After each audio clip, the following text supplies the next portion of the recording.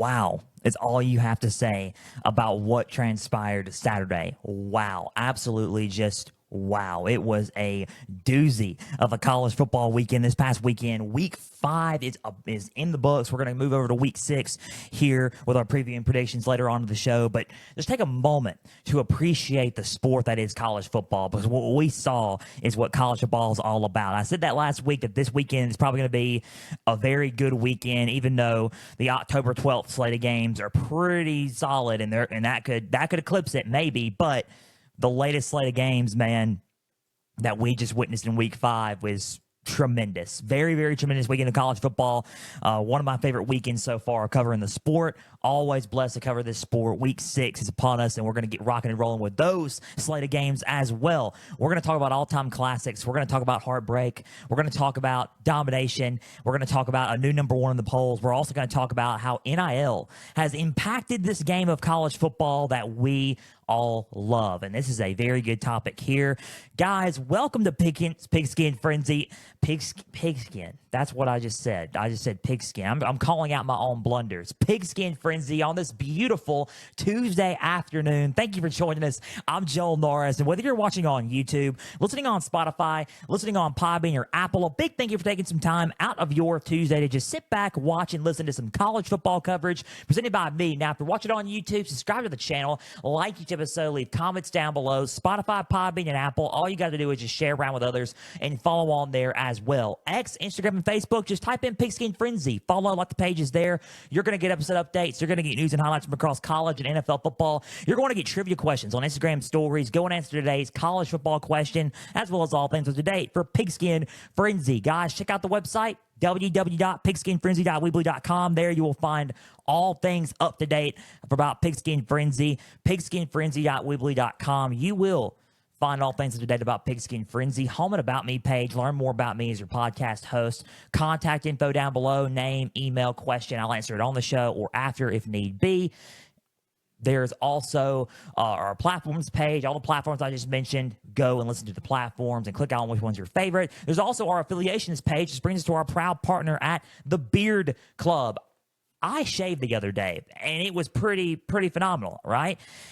Shaved with the Beard Club products. You're not going to want to miss out on these products. Your men, significant others of your male counterpart, listen up. You're not going to want to miss these deals and these products. Beard grooming kits or beard growthing kits down at the Beard Club right now. There's beard balm, beard oil, beard and face wash, combs, boar bristle brush, and more. There's also 2-in-1 shampoo and conditioner, body wash, loofahs, and more at the Beard Club. You're going to love the products that they have there. So just go to my website, www.pigskinfrenzy.weebly.com. You will go to the affiliations page, click on the affiliations page, and click on the Beard Club logo.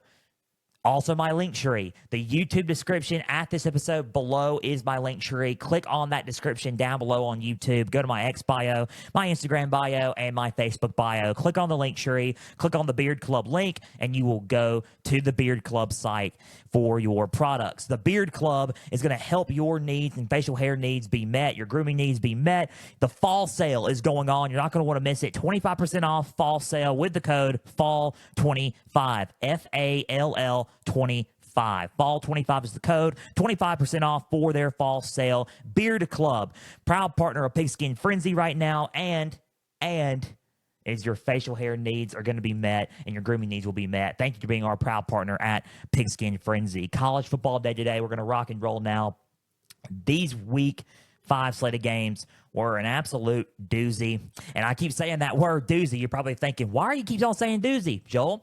Why do you keep saying it? Well, it was a doozy. It was quite the games this past weekend that we covered here in the War Room at Pigskin Frenzy. And let's just dive deep into our official slate of games. Let's talk about the game in Manhattan, Kansas. Kansas State, Oklahoma State. I was 2 for 2 this weekend. Got 2 right, 2 wrong. A lot of upsets happened. We're going to talk about that in our AP poll look over, and we're going to discuss that here a little bit also later in the show. So let's talk about Oklahoma State, Kansas State. I said that Kansas State was going to win this game. Why? Because they were going to be a little bit more physical than Oklahoma State. And they were. and Kansas State won. I was right. Final score of this game, Kansas State 42, Oklahoma State 20. Let's discuss Kansas State. Let's discuss what transpired, and let's just discuss right now how good Avery Johnson is. Avery Johnson is redshirt freshman going in, I guess, sophomore. You can't tell nowadays, I guess. But Avery Johnson is an absolute animal when it comes to being a quarterback. 259 yards, 3 touchdowns. He also had 2 touchdowns on the ground as well for 60 yards on the ground. He had 5 total touchdowns against this team. He dominated this team. He's an absolute monster. The running game with the running impact of DJ Giddens, he was 187 yards and a touchdown. DJ Giddens played lights out as well. The running game was a solid factor for Kansas State, and it was good because they won the line of scrimmage. They could run the ball. Why? I mean, that's the basic reason for Kansas State winning. They were physical up front, physical all game, and they could run the ball because they could. So that's the best way to describe it. Oklahoma State actually beat them in time of possession by a minute. 30 minutes and 49 seconds total compared to their 29 minutes and 11 seconds total. But the thing is, if you want to look at their yards per play, 8.6 compared to their 6.1. 300 yards on the ground compared to their 126. They passed the ball more, but total yards, Kansas State had 559. Oklahoma State had 490. Running the ball was key in this. Kansas State ran the ball better. I said last week that they had to get the ground, that Oklahoma State had to get the ground going. We're going to talk about that in a minute. While they did, Kansas State just did it better. I think the missing piece that I got a little bit wrong on this was, yes, I was right about who had to be the more physical team, but if you want to look at it and talk about it, who had to be efficient on the ground? And Kansas State was more efficient on the ground. That's why they won the whole game. I watched the game. I was tuning into that one. I was also watching Ole Miss a little bit. We'll get into Ole Miss here in a little bit, but Kansas State is just a good power running team. DJ Giddens is a solid back. Avery Johnson with that option as a quarterback, he can run the ball too. It's a good running quarterback as well. Kansas State has 1 loss. If they keep winning and keep going, they have 1 loss. That was to BYU. BYU is going to have to drop obviously a game or two, but with the upset with Utah this past weekend, Kansas State dominating Oklahoma State, it catapults them right back at the top of the Big 12 along with BYU. BYU is undefeated in the conference as well. They're 5-0. So catapults them right ahead of Utah and Oklahoma State right now. So Kansas State made a statement here, and they had to make a statement, and they did. Defensively, they looked good as well. They played very physical defensively. The secondary played really well for Kansas State. They had 3 turnovers this past weekend. Kansas State did. They had 3 turnovers, 2 picks, 1 fumble. Kansas State's defense was all over the turnovers. The only thing I would claim about Kansas State's the penalties, but other than that, that's fine. What they did was they got the turnovers, they capitalized on those turnovers, and they ran the ball efficiently. I like that about Kansas State. Chris Kleiman's doing a heck of a job there, and they dominated. That's how they won. They dominated this game.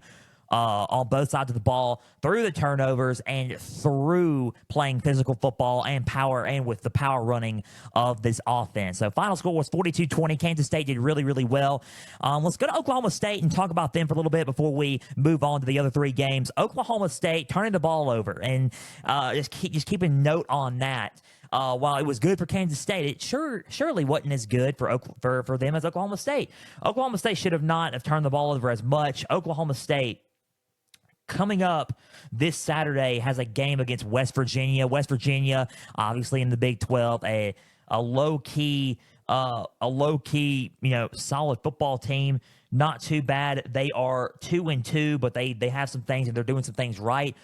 This could be a little bit of a trap game for Oklahoma State. So if Oklahoma State needs to watch out Saturday at 4 Eastern, 3 Central kick this Saturday. But going back to this game, if you want to look at the notes here, 3 turnovers. They played good football and disciplined football. They minimized the penalties, great, but they turned the ball over.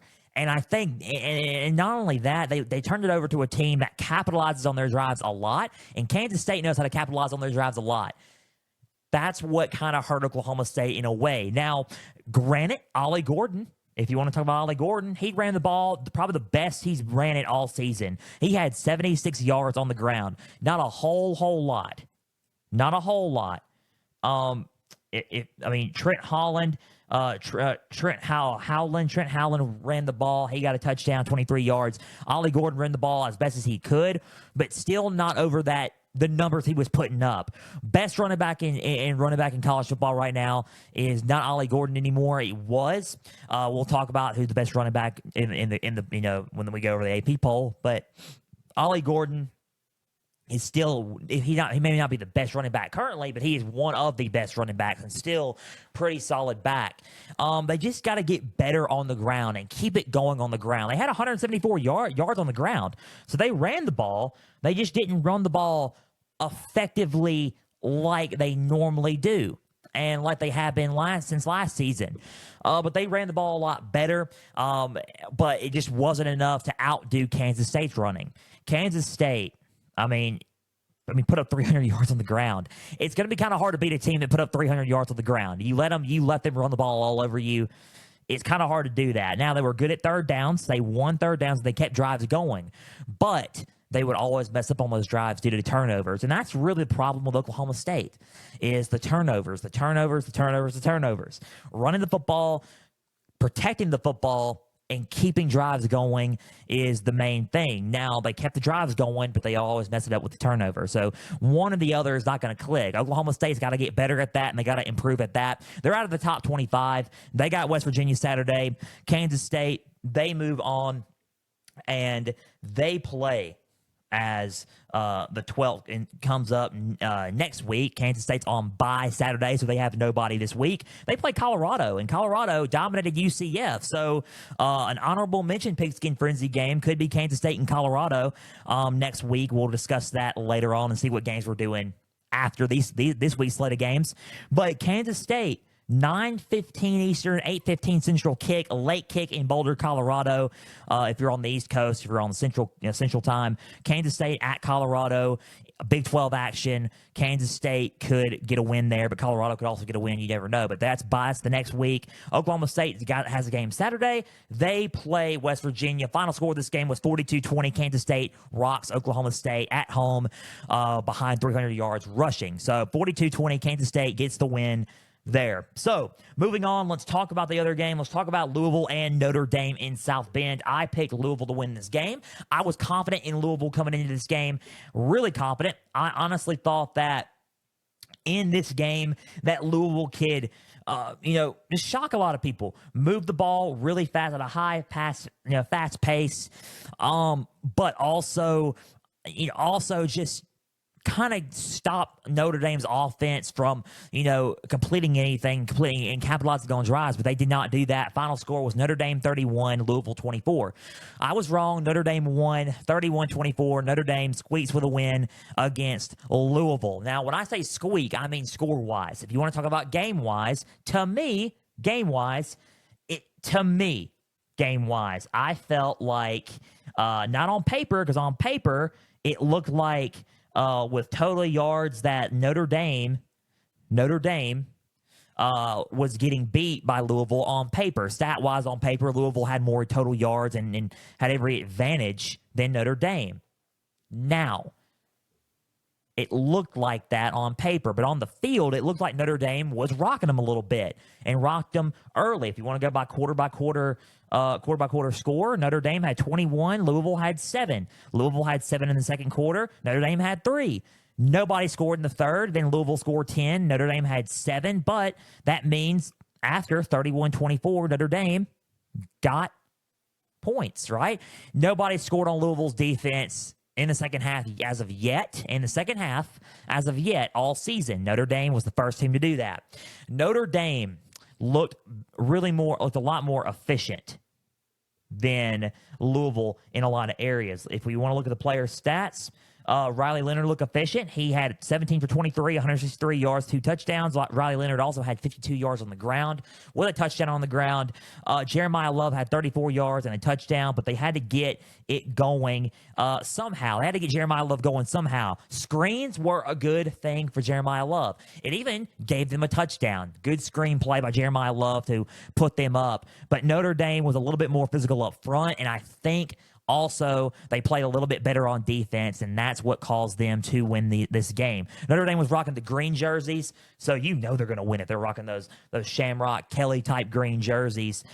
Penalties were a big thing for Louisville. That's what also hurt Louisville in this game. Louisville turned the ball over 3 times, and that's what also caused them. They were efficient on third down, very efficient on third down, but you couldn't get it going on fourth down. But Louisville, Notre Dame on third down has to clean up a little bit better. I think Notre Dame's offense was just a tiny bit more stagnant than most, but I think what gets them through these games and wins these games is being physical up front and being physical on defense against their opponents. And I think the physicality and the grit that they got on both sides of the football is what gets them through these games. Because in reality, if you want to look at it on paper, Louisville should have won this game. And not only Louisville should have won this game, they should have won by a couple of scores. But how good they are on defense, the home field advantage, Louisville turning the ball over 3 times in crucial moments and crucial drives is a big key for disaster for Louisville. And that's what happened this past Saturday with Notre Dame. They got to run the ball more. I want them to run the ball more. Riley Leonard is still trying to work his hardest to, get the ball down the field with his arm. But Riley Leonard doesn't necessarily have the biggest arm strength in the world to get the ball down, to stretch the ball down the field through the air. But with screen passes, with medium range passes, he can do that at quarterback for Notre Dame. But you got to rely on the ground game a little bit more. They got to run the ball better, and they got to move forward and balance that offense somehow and move the ball in a lot of other ways. That's really it. Notre Dame played really physical up front and on defense, and I think that's what really got them the game. So final score of this game was 31-24. That was Notre Dame's recap. Let's talk about Louisville and discuss them for a little bit before we move on to the other 2 football games. Louisville, if you want to look at Louisville, again, turnovers. You might as well just name this episode Turnovers. We're not, but you might as well just call this episode Turnovers because, like Oklahoma State, Louisville turned the ball over 3 times, and it was on big-time drives. If you want to look at their team stats, 2 fumbles, 1 pick. Did they win in time of possession? Yes. They won on third down as well. They were very efficient on third down. They had the same yards per play as Notre Dame did. They had more running yards, more passing yards, better total yards, but 2 things cost them. 2 things to capitalize on drives. Turnovers, which Notre Dame capitalized on, and penalties. 6 penalties for 50 yards. Those penalties were very costly for Louisville. And I think the reason why they lost is a lot of self-inflicted wounds on the offense. Penalties. Not only on both sides of the ball with penalties, but also the 2 turnovers, 2 fumbles, 1 pick. Not really protective of the football and kind of uncharacteristic of Jeff Brom's offense for Louisville. They can get it done, and they can get it done. They can get everything down the field. They stretch down the field. Tyler Show, honestly, is the better quarterback between the 2. And that's obvious. He is. He can stretch it down the field with his arm. But at the same time, it's capitalizing and not turning the ball over. Louisville is a solid football team. I think they're going to be fine. I think they need to clean up some stuff. Other than that, they could be fine in the ACC. They really could. Louisville has a showdown with Miami coming up. First, they have a showdown with SMU coming up Saturday, which we will talk about later in the show. Spoiler alert, we're covering it. But they have that, which they have a showdown with SMU, but they also have a showdown with Miami. And that could be something to watch out for Louisville as well. 2 top offenses slinging at it in the ACC. But Louisville just needs to work on penalties. They need to work on turning the ball over. They need to work on cleaning those things up, but they're going to be fine. Final score of this game was 31-24. Notre Dame beats Louisville. Notre Dame just capitalized on some of those missed opportunities that Louisville presented to them, and Notre Dame got the win in South Bend. So that was my recap of that game. 2 more games to go. Let's talk about, on this show now, let's talk about Illinois at Penn State. Happy Valley, rocking it. Honestly, hostile environment for Illinois. Said that Penn State was going to win this game. I was right. I was definitely right. Final score of this game was 21-7. 21 Penn State, Illinois 7. 4-0 is Penn State. 4-1 is Illinois. Illinois is still in the rankings. They're in the top 25 still. They're number 24, with Indiana at 5-0 being just ahead of them. Surprisingly, a lot of teams in the Big Ten are doing really, really good. I see Kurt's team doing it in Indiana. Shout out to him. First year head coach at Indiana and getting it done for Indiana Hoosiers, undefeated early. But Penn State at 4-0 beats Illinois. Hostile environment, just a better offense overall. And I think that's what it is. Better offense overall. Illinois couldn't get anything going on the ground. 34 yards compared to Penn State's 239. Running the football was key for Penn State, and they got the win just by simply running the ball, especially with Katron Allen and especially with Nick Singleton. Katron Allen had 102 yards on the ground with 1 touchdown. Nick Singleton had 94 yards on the ground with 1 touchdown. Drew Allard ran for 15 yards. Tyler Warren had the tight end had two carries with 13 yards for a touchdown. Drew Allard had 135 yards, 15 for 21, pretty accurate through the air, but mainly it was the running game that killed Illinois. They just could not stop the run. 230 plus yards compared to 34 rushing yards is not going to go well for your team in winning the football game. That was pretty much it. I mean, if you want to look at the total team stats, 5.8 yards per play compared to their 3.8. Penalties also killed Illinois. They had 9 penalties throughout the game, 2 turnovers. They won the time of possession. Penn State did. They protected the football. Only thing they got to clean up really is their penalties. They converted on third down quite often. And overall, they just had better talent. They outmanned Illinois and the hostile environment and it was a whiteout for sure. It's just a recipe for disaster for the Fighting Illini. Illinois is a good football team, but just right now not at the level of Penn State. Penn State beat them by 14 points because of how worked they and how of all these ingredients. It's like weather almost. If you want to look at how the weatherman and meteorologists explain it when there's a tornado in the area, they say, they talk about flows and jet stream. And they talk about ingredients of getting the tornadoes together, right? For football, and I'm going to be your football meteorologist for right now. Time of possession, they won at that. They kept going on drives for third downs. They converted on third downs, very efficient on third down. Yards per play compared to theirs was 5.8 compared to their 3.8, and they ran the ball 239 compared to their 34. A lot of recipes for ingredients to stir up a win for the Nittany Lions. That was pretty much it. They were just a better team. They were more physical up front, and they ran the ball effectively. And by effectively, I mean that was their game plan. We're going to run the ball down their throats. They're not going to stop it, and that's going to be it. 239 plus rushing yards. The Nittany Lions 21, Illinois 7. There's really nothing to say.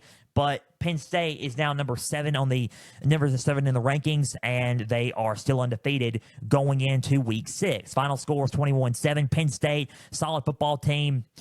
Defense looked really, really good and stopped Illinois from converting on a lot of drives. Penn State's defense looked physical. Their offense on the ground looked physical. That's really all you got to say about Penn State. Penn State Saturday coming up. They have UCLA at noon Eastern, 11 a.m. kick in Happy Valley on Fox. So that is their game. Let's talk about Illinois and talk about what went wrong for them before we go over the Alabama-Georgia game, because we're going to talk about that one extensively. So Illinois, and let's talk about what happened there. Passing, they did pretty well. They outgained Penn State in passing. Luke Altmaier didn't play all that bad besides that one interception. I think they couldn't convert on third down as they have hoped. They couldn't get the ground game going with Keaton Figgin as they hoped.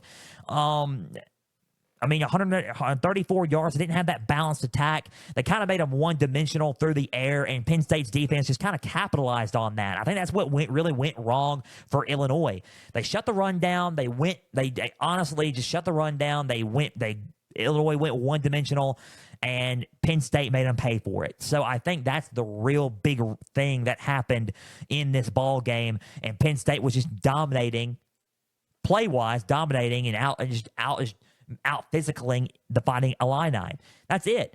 it was just a better matchup for Penn State, and it was just compared to the talent level on the field, just a better matchup. It happens.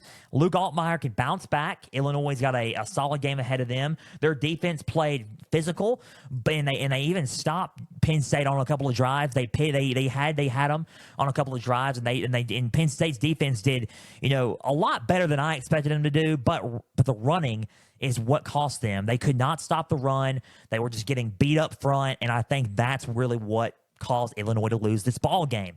That's really all you got to say, and how you recap this game for week 5. And this is my recap of the game. 21-7 was the final score. Penn State defeating the Illini. Illinois can bounce back. I mean, Illinois Saturday, they have a showdown coming up. No, not Saturday. They are on bye Saturday. My fault. Illinois is on bye this week. They play Purdue next Saturday. 3:30 Eastern, 2:30 Central kick. Most likely will be on a CBS. Illinois plays Purdue at Illinois in Champaign. They play Purdue, and then they have to play Michigan. Those are their next 2 games. Well, their next 3 games are pretty tough stretch. They got Purdue, Michigan, and Oregon. So those are their next 3 games for Illinois.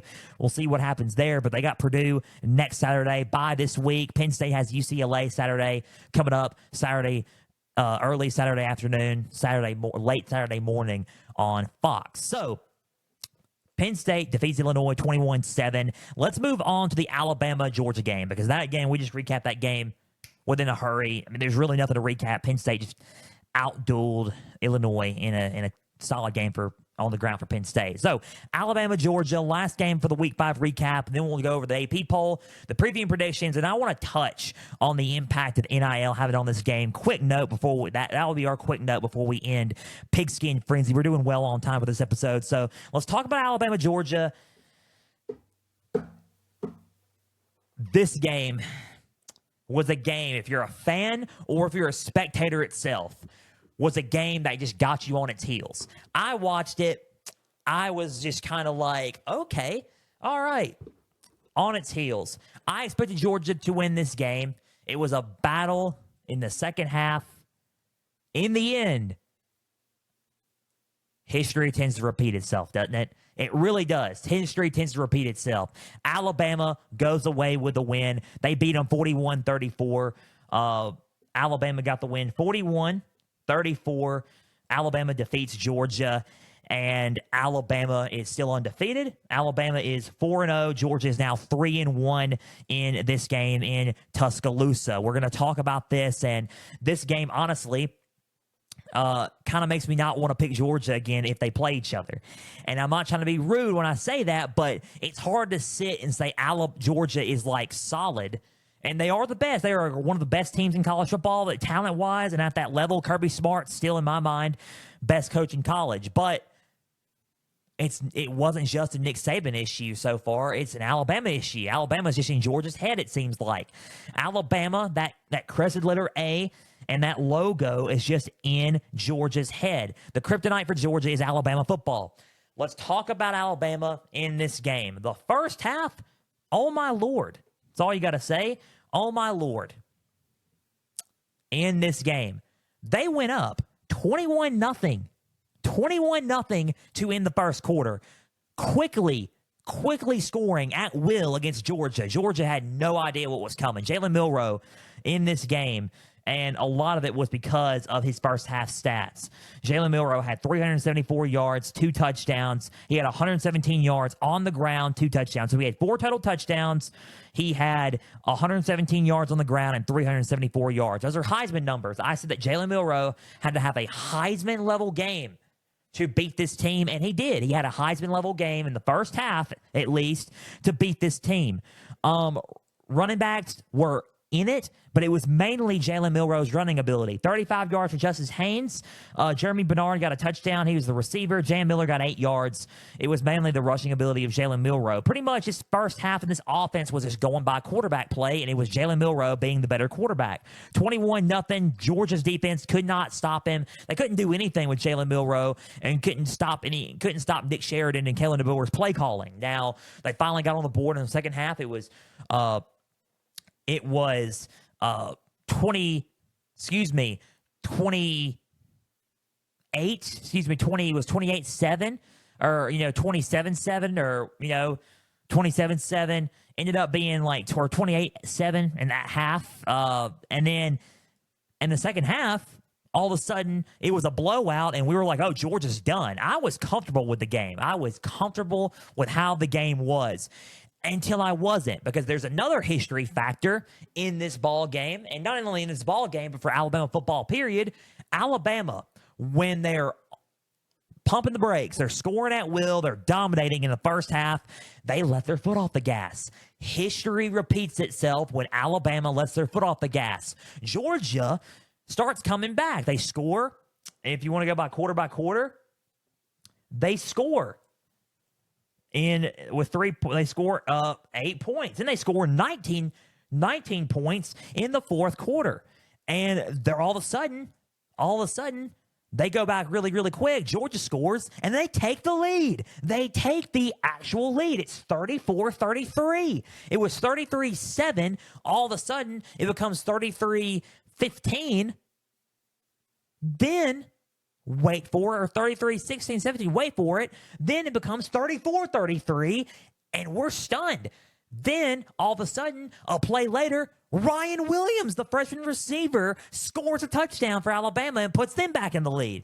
Ryan Williams is an absolute animal, by the way, at wide receiver. Georgia marches down the field, right? They march down the field, and then Alabama gets a game-ending pick late. They knee it. Bama goes and gets the win, 41-34. All-time classic. A classic of the game. It was an adversity battle in Tuscaloosa.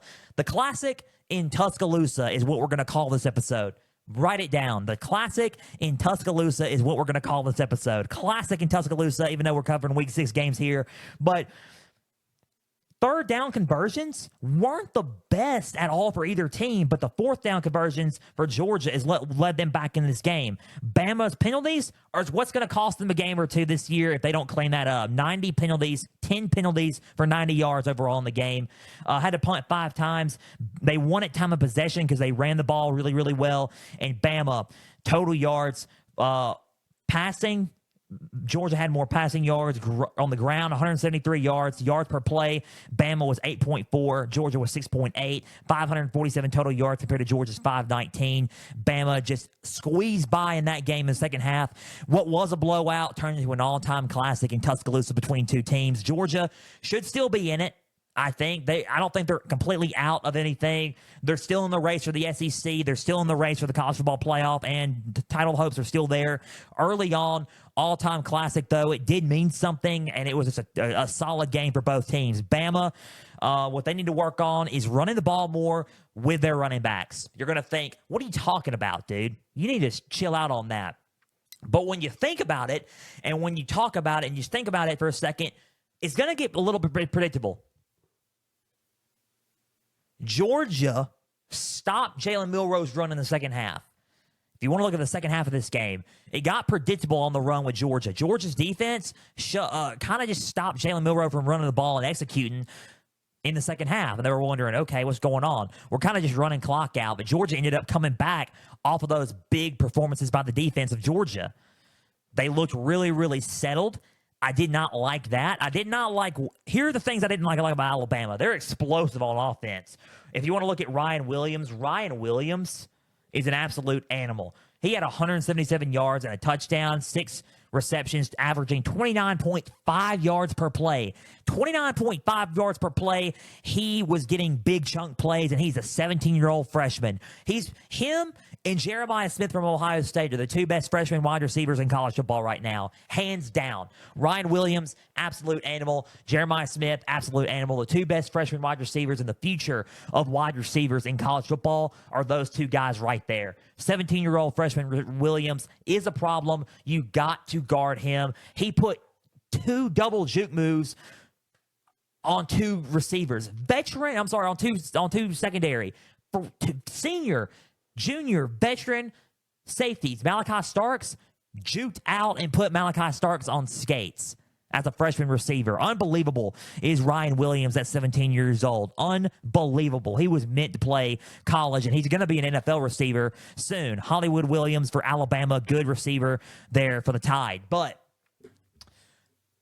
what they need to work on, I was going on a Ryan Williams thing for a second, but what they need to work on is, one, penalties. That's one. Clean up those penalties. It's going to cost you games. Two, you got to run the ball better with Justice Haynes and Jam Miller. If you run the ball with Miller and Haynes a lot more, you can run it with Milroe still, but you got to do it when they're not expecting the run. They're going to start expecting quarterback power and quarterback options and draws from Jalen Milroe.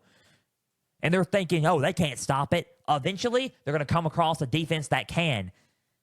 They got a game in a few weeks against Tennessee, and Tennessee has the number 1 defense in college football right now. That could probably slow it down, and that's not going to be good. So they got to run the ball better with their backs. That's one. Two, penalties. Penalties, that's number 2. And 3, letting their foot off the gas. If they got a big lead, if they have a huge lead, go for it. Don't ease your foot off the gas. You floor it. You floor the bad boy. Like it's a Ferrari, man. You floor it. You go 100 miles per hour until the end of the game. You pour it on. You keep going. You don't settle. And they settled. And it's going to cost them games this season. They have tough games still. They got a game in Baton Rouge that's going to be tough. They have a game in Knoxville that's going to be tough. Missouri's a home game for them, but that could be tough for them. So they got to just slow down on that. Just be very careful of those 3 things. If they work on those 3 things, Alabama's going to be a tough team to stop. I'm just going to let you know. Because defensively, they're solid. They play really, really solid ball on the defense. Now, in the second half, they kind of let it go on defensively in the second half. So just don't let it go defensively on the second half. 41-34 was the final score. Bama rolled in this one and got the win. That was Alabama's recap. Let's talk about Georgia really quick. They looked off in the first half. Obviously, they came out very, very flat. I was wondering, this is not Kirby Smart's kind of forte. But if you want to talk about, stat-wise, they look good in the second half, obviously. Threw the ball a lot better. I think turnovers is what really, really cost them. I mean, they had 4 turnovers in this game. They had 6 penalties is what was costly as well. Drive killers like not converting on third down enough. They were very, very efficient they were 100% conversion rate on fourth down. They converted all on fourth down, which was really, really different, I guess. Compared to the third down, I thought they would convert on third down more, but 100% on fourth down was really, really good for them. 4 turnovers, 3 picks by Carson Beck, a fumble by Carson Beck as well. Beck was not right in his headspace. The receivers weren't connecting with Carson Beck at first. I feel like a lot of it was on Carson Beck because of the turnovers. He just wasn't right in his head and in headspace, but the receivers didn't do him justice as well. They couldn't get anything going on the ground, and that's been a problem for Georgia all year. They had 80 rushing yards, which is surprising because Georgia runs the ball efficiently usually, and they have not been running the ball efficiently at all this season. So Trevor Etienne couldn't get anything going. Robinson couldn't get much going. Etienne had a 55 yards and a touchdown, which was good, but not enough. 439 yards for Beck, 3 touchdowns, 3 picks. They had to throw the ball a lot because they really couldn't get anything going on the ground. Arian Smith, 132 yards and a touchdown. If you want to look at Dylan Bell, he had 100 yards, a touchdown. Cash Jones didn't do much. Robinson didn't do much. Dylan Bell had a touchdown on the ground, but only had 9 yards. They just didn't really run the ball as much. I think running the ball was a big-time letdown for this football team. So that was mainly it. I think the turnovers were costly and the penalties were costly as well. Now, if you want to go into it mentally about this football game before we go to the AP poll, because we got to move on. But if we want to go into what happened mentally with this game, it just seems like, honestly, you can talk. Everyone's going to say, okay, 1-6. Kirby Smart's 1-6 as the Georgia head coach against Alabama, which he is. He's 1-6, 44-3. The overall record the past few seasons. 3 of those losses, all of them have been to Alabama. Alabama has got Kirby Smart's number, and Georgia Alabama is in Georgia's head. It seems like that's a real possibility because every time they play Georgia, every time they play Alabama, they end up losing. They play again. I'm not picking Georgia. I'm picking Alabama to win the game. The last 2 times I picked Georgia to beat Alabama, I was 0 for 2. SEC championship and this game. I'm not picking Georgia to win Alabama until they show me something against Alabama. Last win against Alabama that they've had was in the national championship going into the 2021-22 year with Bryce Young at the Natty, and they beat Alabama, and they beat Georgia in the SEC title game. Georgia still got in the playoff, dominated Michigan, and ended up dominating Alabama in the national championship. Kirby Smart got his first Natty. Then went back-to-back with Georgia and all that. But right now, Alabama has had Georgia's number. Nick Saban and now Kalen DeBoer is his number. Right now, it's an Alabama thing for Georgia. They gotta get the jersey number off the helmet's head. They can't look at that crescent letter A. They can't look at those crimson numbered helmets. They can't look at those jerseys. They cannot look at Tuscaloosa or anything. They can't look at that. They can't think about, okay, we're playing Alabama. No, we're Georgia. That's what they got to say to themselves. We recruit just as well, if not on the same level as them. It's time to go to work. It's time to rebound. We're Georgia football. Georgia's got Auburn this Saturday. They could probably rebound. They got Auburn. If you want to just be real, they got Auburn. And if let's just see what happens. Auburn is at 3:30 Eastern, 2:30 Central at Georgia. Let's see what happens there, and let's go from there from Georgia. Alabama's got Vanderbilt Saturday at 3:15 in Nashville. I wouldn't necessarily consider this a trap game unless Alabama just is big-headed after the win, which is a possibility because Alabama has done that before. So, both those games should be wins for Georgia and Alabama. So, final score of this game was 41-34. Bama rolls against Georgia. I'm not going to pick Georgia against Alabama again until Georgia shows me something. But Georgia will beat Auburn Saturday, I think, and I think Vanderbilt will lose to Alabama in dominating fashion. For Alabama, they will roll against Vanderbilt in Nashville. So that was the Week 5 recap, an all-time classic.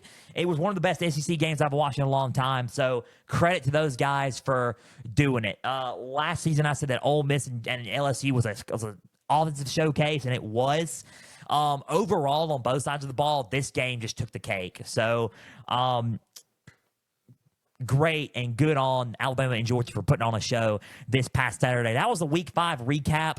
Let's go over the AP poll really quick, and let's talk about these Week 6 preview and predictions, and then touch a little bit on the NIL impact of college football, because I saw some the other day, and I wanted to get off my chest at the conclusion of this episode. So let's talk about the AP poll really quick, and then we'll discuss the preview and predictions and week NIL impact on the game. So here we go.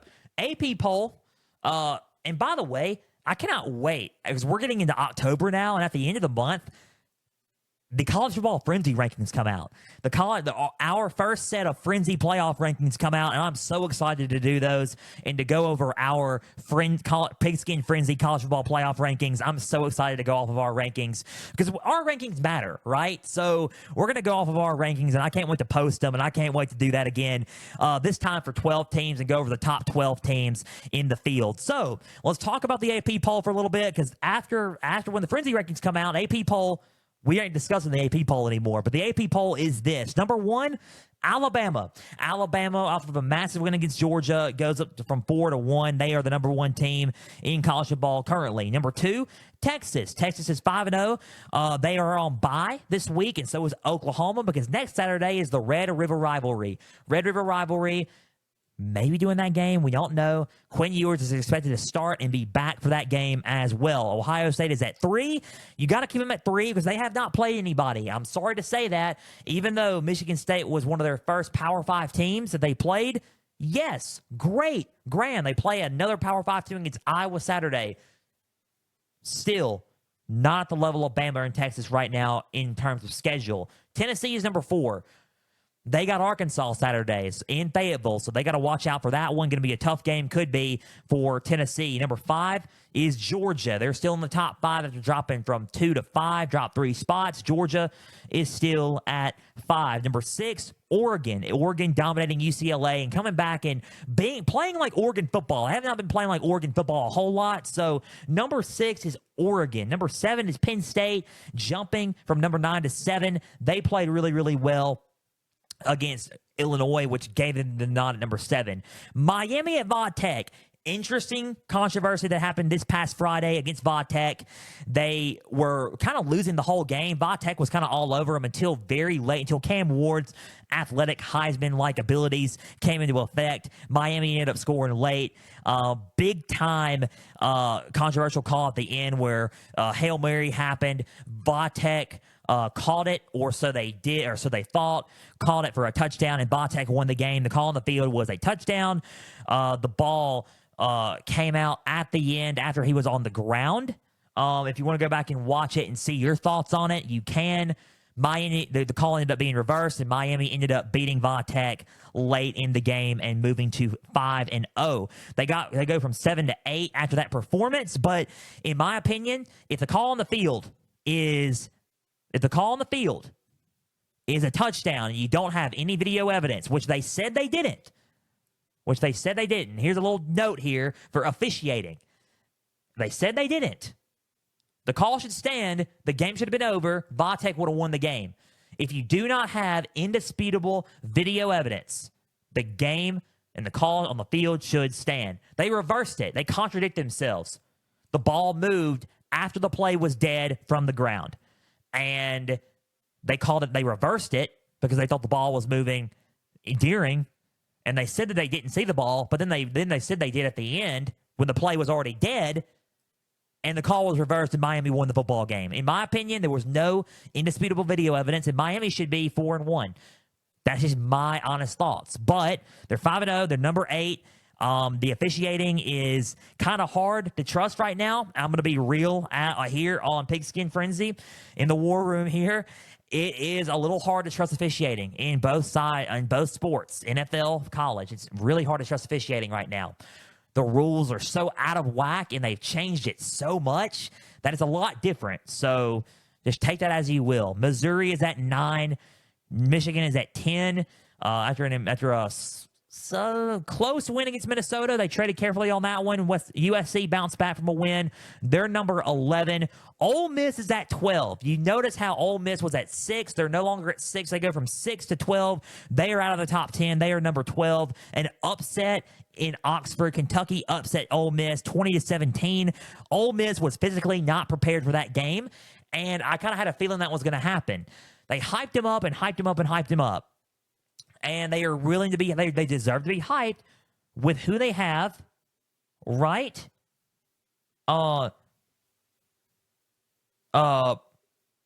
Major hype right there on the program. But usually when they go and win an 11-win season, Ole Miss ends up losing 4 or 5 games, and they don't need to lose that many. With the team that they got, they don't need to lose that many. This is a game that they didn't need to lose. I think with the scheduling, the penalties hurt them. Yes. They were not prepared for this game physically. I think physically they were not ready for this game. It was their first SEC game. They didn't play a whole lot of teams that were on their level. They played their first physical SEC game, and they got beat. They need to be ready physically. And they got a game Saturday that we are going to cover, spoiler alert, against South Carolina in Williams-Brice Stadium. That could be something. They got to be more physically prepared. So, Ole Miss is at 12. LSU's at 13. LSU and Ole Miss, that game is happening next Saturday. LSU is on bye this week. They showed a lot of stride against South Alabama and UCLA, which was good and trending in a better direction offensively and defensively. Did they lose Harold Perkins? Yes, but it wasn't a big factor against South Alabama, them losing Harold Perkins. Now, in the third quarter, it was. South Alabama came into that game in the third quarter and played well in the third quarter. But in the first, second, and fourth fourth quarters, LSU's defense is dominated. They're dominated on offense. Caden Durham, their freshman running back, is finally their answer at running back, at running the football and in the air. Solid offensive attack, and LSU looks like they're trending towards the right direction. So LSU could be a team to watch out for. If the playoffs were today, they would be the first team out right now. LSU would be the first team out right now in the college football playoffs. So keep that as you may. That Ole Miss LSU game just got a little bit more close. I'm just letting y'all guys know now. 13 is LSU. Notre Dame is 14. 14, they played really, really well against Louisville. They're 14. Clemson's 15. They keep on playing well. Also, Iowa State is 16. Clemson's got Florida State coming up. Iowa State this Saturday. Got another big game coming up Saturday. Iowa State at 16. BYU is at 17. BYU at 17 at 5-0 at the top of the Big 12. BYU doing the thing, man. Number 18 is Utah, dropping 8 spots from 10 to 18 after a tough defeat against Arizona. That's back-to-back losses to Arizona in back-to-back seasons. 18 is Utah, a tough Big 12 loss for them. Number 19 is Oklahoma after beating Auburn, a major comeback against Auburn. They were trailing in Jordan-Hare, and they came back and beat Auburn. They got a bye before they play Texas next Saturday. Kansas State at 20 after a huge win against Oklahoma State. Boise State at 21. Remember when I said that the best running back right now is not Ollie Gordon right now? Ollie Gordon is one of them, but he's not. The best running back in college football is in the Mountain West. It's at Boise State. His name's Ashton Jeanty. Ashton Jeanty's got 13 touchdowns in 4 to 5 games. 4 to 5 games, this man's got 13 touchdowns. Put him in New York. To me, he's got my vote for the Heisman Trophy right now. And Doak Walker. Ashton Jeanty's the best player right now in college football. Hands down. He is an absolute madman. 13 touchdowns in 4 games he's an absolute menace. Boise State could have their Heisman winner, hope maybe. My vote's Ashton Jeanty right now at running back. Number 22 is Louisville. They dropped 7 spots. They go from 15 to 22. So 7 spots there. 22, Louisville. Number 23, Indiana. Man, Indiana in the Big Ten, number 23. If you want to look at what's going down in Hoosierville, winning is going down in Hoosierville right now in Indiana. Kirk Cinetti doing a fantastic job in his first year as Indiana head coach. They're 5-0. They're on the right track. Indiana, this coming up week, has Northwestern at 3:30 Eastern, 2:30 Central. So Indiana has a shot at winning Saturday. Illinois at 24 after a tough loss against Penn State at 24. And at 25, UNLV, Mountain West, 4-0. Barry Odom's got them ready to play. Despite the Matt Sluka stuff going on at quarterback, didn't Matt Sluka know him? No problem. 25, 4-0, undefeated in the Mountain West. 2 best teams right now in the Mountain West, Boise State and UNLV currently. Could be on the verge of a rematch. So let's see what's going on there. Okay, AP polls done. Let's go with our preview and predictions, shall we, for Week 6 for Pigskin Frenzy before we touch on that small note of NIL and just deliver that message too. So Week 6 preview and predictions here on Pigskin Frenzy. Cannot wait for this weekend slate of games. Let's talk about Missouri at Texas A&M. We're doing it. We are doing it. Noon Eastern, 11 a.m. Central kick. Missouri at Texas A&M in College Station. 4-0 to 4-1. Big time game for both teams. Missouri coming off of a bye week after a tough game against Vandy in double overtime. A&M coming off of a tough game against Arkansas and winning in Arlington. Tough game there. Missouri's keys are pretty simple in this one. On the road, number 1, you got to win the time of possession battle. You got to hold on to the ball, run the ball with Marcus Carroll and Nate Noel. Run the ball effectively, hold on to the ball well, and win the time of possession battle and just win on the ground that way. Number 2, win the line of scrimmage battle. You got to be as physical and tough as A&M. A&M's a physical and tough football team, especially going on right now, and they're getting to a momentum rhythm of being tough. Elko's going to have them physically ready, so you got to out-physical them and be physical up front on the line of scrimmage. If you win on the line of scrimmage, you should win this ball game. Number 3, run the ball effectively. I think if you run the ball effectively, I think if you run the ball with Nate Noel and Marcus Carroll effectively, they should be good on the ground. If you get some good groundwork going, everything should be good for Mizzou. That's my keys for Missouri right now. Let's go with the 3 keys for Texas A&M right now. Number 1, minimize the penalties. A lot of penalties were happening in that Arkansas game this past weekend. If you want to look at the penalties, and we're going to go back to the, if I can find it, Arkansas and I'll find it on my notes. Texas A&M and Arkansas. So here we go. If you want to look at the penalties for A&M, they had 7 penalties. 7 penalties for 63 yards. Just minimize the penalties, clean them up. Don't have as many penalties. I think you should be good in it. So just for now, and just for right now, I guess, no penalties. So we just clean up the penalties here. I was looking at these notes, so no penalties there. So minimize the penalties. Number 2, force turnovers. If he forces turnovers, get Brady Cook to throw the ball downfield, get some picks, get some fumbles, force some turnovers, turn the ball over. You should be good. You should absolutely be good.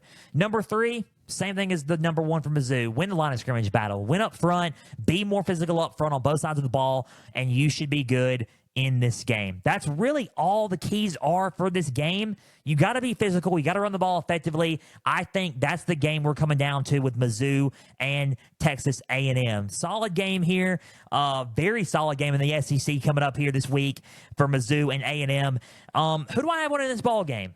I think it's going to be close. Hostile environment. I think it's going to be a lot closer than a lot of people advertise. I think right now, currently, if I had to go with it, it's going to be, I've been kind of debating back and forth on who I had to go with this game, A&M or Mizzou. Right now, currently, because the thing is, A&M has home field advantage. A&M has home field advantage. They're in College Station, going to be 100,000 plus packed at noon Eastern, 11 a.m. Central kick. Going to be tough. I think that Eli Drinkwitz and Mizzou find a way to win it on the road. I really do. I think that this team is talented. I think they can run the ball really well. I think that they're going to be a little bit more woken up ever since that Vandy game. They got a bye week to do it. I think that they're going to be I don't know if they're going to be a tiny bit more physical, but I think they're going to squeak by and get the job done. I think it's going to be a close game. Mizzou wins it 24-21. Missouri 24. Texas A&M 21. Missouri goes to 5-0. A&M goes to 4-2. I think Missouri comes away with a close win on the road and gets Texas A&M 24-21. Give me the Tigers beating them on the road 24-21. And A&M goes back to the drawing board at 4-2. Conflicted with that one. Very, very conflicted with that game. I just think that Mizzou gets it done. Mizzou 24, A&M 21. Mizzou goes to 5-0. SMU at Louisville on the dock here for our Pigskin Frenzy slate of games. SMU at Louisville. Let's talk about this game. SMU's 4-1. Louisville's 3-1. SMU beat up Florida State pretty bad this past weekend. Louisville coming off of a huge loss to Notre Dame. SMU's trying to just keep up that wave of momentum, especially on offense. So SMU's keys are this. Win on third down. You were very efficient on third down against Florida State. Kevin Jennings was completing drives, completing passes, moving the ball down the field, and capitalizing on those drives. Win on third down. If you win on third down, you should be really, really good. I think this is going to be a very tough game for Louisville if they keep winning on third down. Number 2, win the time of possession battle. Don't give Louisville the ball. Keep Louisville's offense off the field. Run the ball.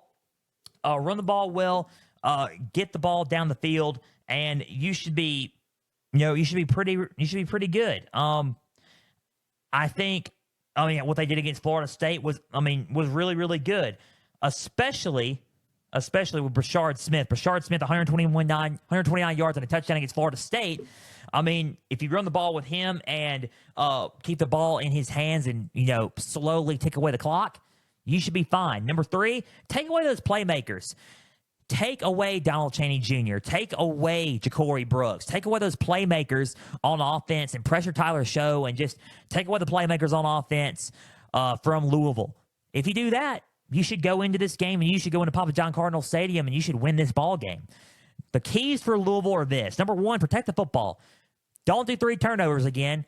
Protect the football. Play clean football, protect the ball, keep the ball in your hands at a consistent pace, and you should be good. Number 2, run the ball effectively again. Surprisingly, Louisville ran the ball quite better than they did in the Notre Dame game than they did all season so far. Run the ball effectively with Chaney again. You should be fine with Smith, Chaney, those 2 backs at Louisville. You should be fine if you run the ball effectively again. Number 2, put pressure on Kevin Jennings. Force Kevin Jennings into some deep waters. Make him turn the ball over. Force him into those deep waters and make him tread lightly and be careful on what he does. If you put pressure on Kevin Jennings and force the turnovers, force him to go down, you should be good in this game. Tough game, back and forth game. Who do I have winning this ball game?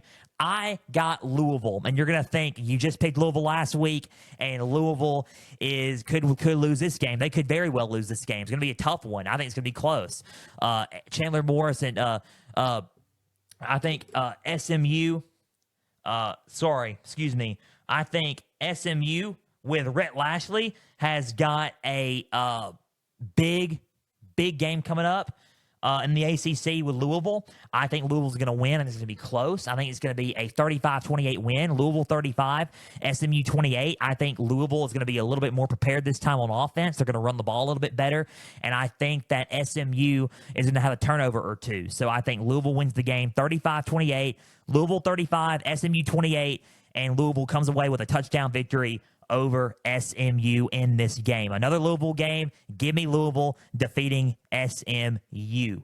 Now, 2 more games in this one, and we'll talk about the NIL impact here. 2 more games. Iowa at Ohio State. Hey, you're doing an Ohio State game finally. Yes, I am. It's kind of not likely to do an Ohio State game when they're playing Marshall, when they're playing Akron. Not a shot at Ohio State. It's just how the schedule is. If you want to go Iowa at Ohio State, Iowa's 3-1, Ohio State 4-0. Ohio State's 4-0, Iowa 3-1. It's in the shoe. Iowa can run the ball really good, and I think that's what can come into an effect in this game. Iowa's also got a stingier defense than Ohio State has played all year.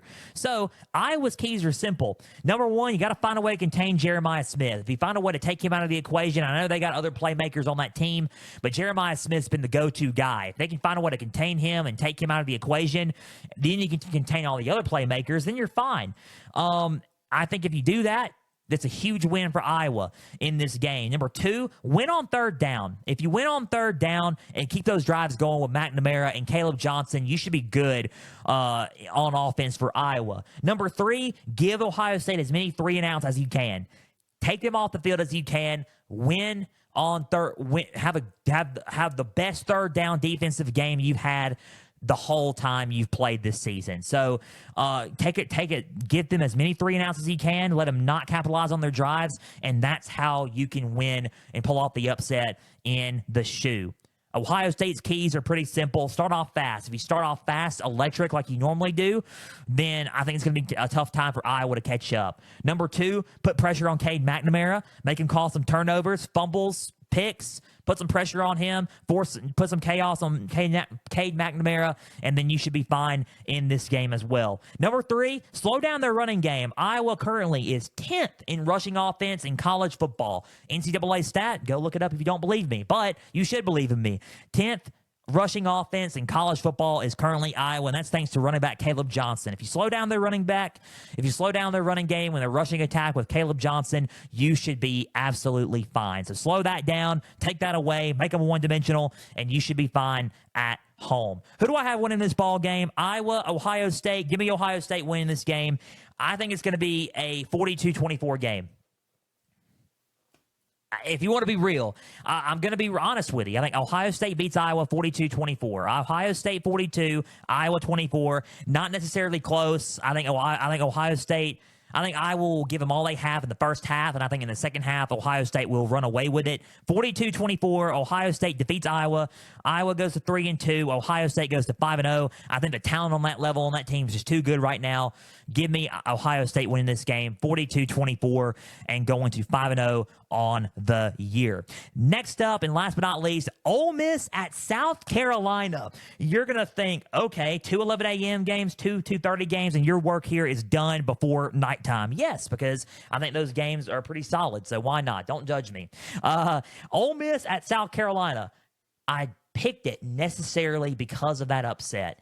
If you saw what Ole Miss went through against Kentucky, and then now they got to go to William Bryce and face the team that slayed Kentucky in week 2, that played LSU really, really close, the team that Ole Miss is playing next weekend.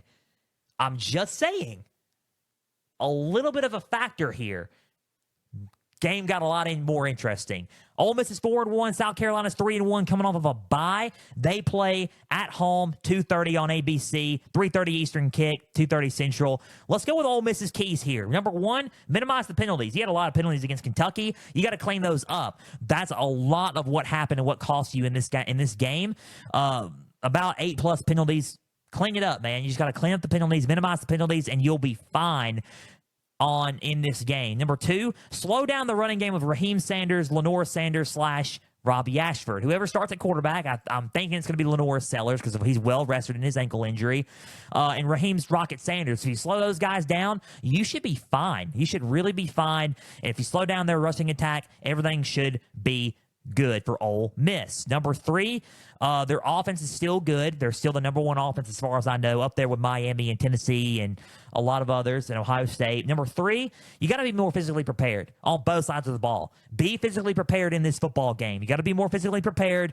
You have to block. You have to protect. You have to protect Jackson Dart from getting sacked. You have to play physical on defense. You have to come up with a way with pressures and sacks. You got to be physically prepared in this game. I didn't think they were physically prepared against Kentucky. I think that was a wake-up call for Ole Miss. They needed to drop that game to be physically prepared for this SEC schedule. Now they know what they're getting into. They got to be physically prepared in this game to win this ball game. South Carolina's keys are simple in Beamer Ball territory. Establish the running game with Raheem Sanders, or Lenore Sanders, or Robbie Ashford, whoever is starting Saturday. I'm pretty sure it's going to be Lenore Sellers, but establish the running option game with a balanced running between those two guys, or Robbie Ashford. If you do that, you should be fine. They run the ball well. They should be good. Minimize the penalties if you're South Carolina. They did not do good on penalties against LSU or Akron. Akron was a little bit better, but still up there. Just clean up those penalties and play more disciplined football. You should be fine. Number three, win the time of possession battle. If you keep a hold of that ball, don't let Ole Miss's offense get on the field, you should be absolutely fine in this ball game. Who do I have winning this ball game between the two? I think it's going to be a back and forth game, a lot closer than people realize. I think South Carolina is going to give it their all. It's at home. Home field advantage does matter here. In the end, I think Ole Miss finds a way to squeak a win. I think they're going to be more physically prepared. I think they're going to just to be a little bit more focused than last week. I think they're going to clean up their penalties. I think their offense is going to be more electric and more dynamic. I think they're going to be more physically prepared. I think South Carolina is going to keep themselves in it, but in the end, I think Ole Miss gets the win and squeaks by. Ole Miss wins 31-24. Ole Miss 31, South Carolina 24. On the road, Ole Miss goes to 5-1 and goes to Baton Rouge 5-1. South Carolina goes to 3-2.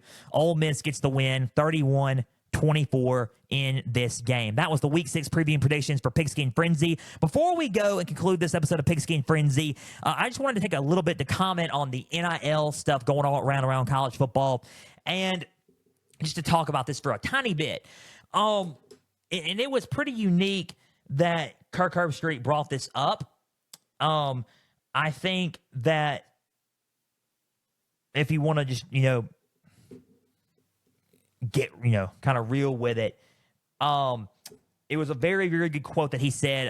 Ross Dellinger from Yahoo Sports, he tweeted this out, and I kind of retweeted it as well and quoted it. Very interesting statement. It was from Kirk Herbstreit on College Game Day, talking about the NIL impact on college football. Situation going on with Matthew Saluka and UNLV is making headlines around the sport. How he's redshirting the rest of his season because of the NIL agreements that he was not promised to. 100K, all this stuff. I'm not going to get into it. You can read the story if need be. But because of, I'm not going to explain it actually. So what happened was he was promised 100K.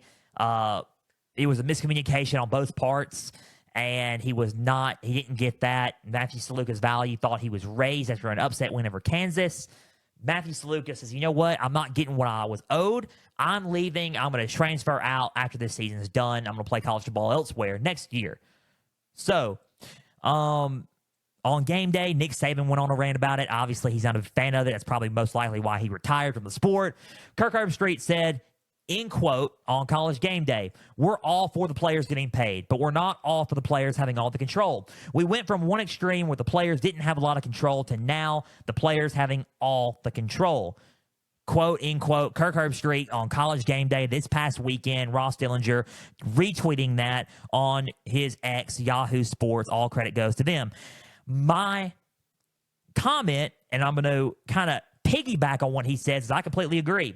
I think this sport has gone from players getting paid, but not just that, they override coaches. They have the control. It's not like the NFL. They're treating this like this is the NFL. Like this is not the NFL. NFL, there's contracts it's an organization. It's business in the NFL. College football is now a business when it comes to TV deals and realignment and transfer, all that stuff. But it doesn't need to be. It's student athlete. What happened to student athlete? People are going to school to play football now instead of go to school for school and play football. They're not going to school for both. They're just going to play football and go to the league. But to go to the league, people are making more money than they would be on their rookie contracts for the NFL. So it's like kind of tough, right? They want all the control. People are bouncing around from different school to school because they're not getting, quote unquote, what they want or what they're worth or what they earned. It's not about that. Your value comes from playing football at the highest level that you can and earning your value once you get into the National Football League. The dream is to go to the NFL. You get paid to play in the NFL. NIL there's pros and cons to NIL. This is one of the cons, that everybody's having access and all the players want control. And I think the piggyback off of what Kirk Herbstreit said, it's not right. It's not right at all. They have control, and they have all the control. They shouldn't have all the control. They shouldn't just get to do whatever they want. It's not right, and it shouldn't be that way. That's what it ruins the sport of college football. It really does, and it takes away from the pageantry and the excitement that is the game of football. They really need to regulate NIL. They need to come up with some rules and solutions to regulate NIL where it's fair for the players, where it's fair for the schools, and where it's fair for everything. So they need to regulate it and come up with solutions to regulate it, or this is going to keep happening. Not just with Matthew Saluka, it's going to keep happening to Power 5 conferences and schools and players as well. So that's my thoughts on the NIL impact of college football. It needs to be better, it needs to be regulated, and it needs to be more cleaned up. That just about does it for Pigskin Frenzy. Guys, a big thank you for taking some time out of your Tuesday to just sit back, watch, and listen to some college football coverage presented by me. Now, if you're watching on YouTube, subscribe to the channel, like each episode, leave comments down below. Spotify, Podbean, and Apple, all you got to do is just share around with others and follow on there as well. X, Instagram, and Facebook, just type in Pigskin Frenzy. Follow, like the pages there. You're going to get episode updates. You're going to get news and highlights from across college and NFL football. You're going to get trivia questions on Instagram stories. Go and answer today's college football question, as well as all things up to date for Pigskin Frenzy. Guys, big thank you for taking some time today. Keep up to date with everything on the website, www.pigskinfrenzy.weebly.com. Check out the Beard Club, our proud partner of Pigskin Frenzy. We will be back Thursday with our latest NFL edition of Pigskin Frenzy to see who's in and who's out with the latest Pigskin Frenzy NFL injury report.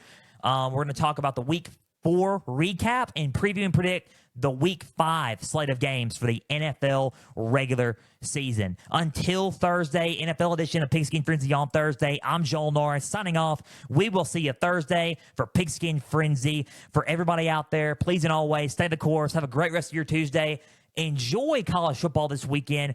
Again, we'll see you Thursday for NFL edition of Pigskin Frenzy. As always, stay the course.